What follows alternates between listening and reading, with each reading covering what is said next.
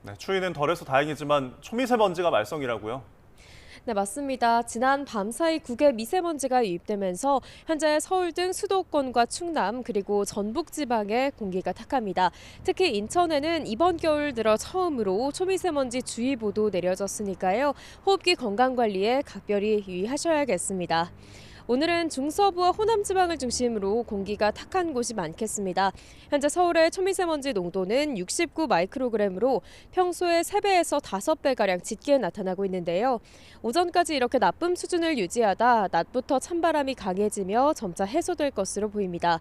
또 영남 지방과 제주도는 오후 한때 나쁨 수준까지 오르겠습니다. 자세한 지역별 현재 기온 살펴보겠습니다. 현재 서울 1.8도, 청주 3.8도 등 대부분 영상권을 보이며 큰 추위 없습니다.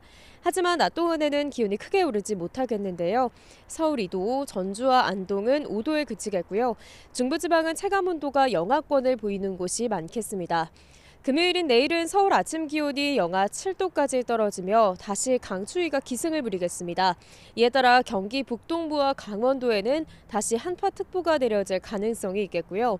추위 속 내일과 모레 사이에는 충남과 호남을 중심으로 강하고 많은 눈이 내릴 전망입니다. 한편 눈비 소식이 없는 동해안 지역은 장기간 건조특보가 지속하고 있습니다. 특히 영동 지방에는 강풍특보도 함께 발효 중인 만큼 산불 등 화재 사고가 발생하지 않도록 불씨 관리 철저히 해주셔야겠습니다. 지금까지 YTN 윤수빈입니다. 이상으로 뉴스타트를 마칩니다. 시청해주셔서 고맙습니다.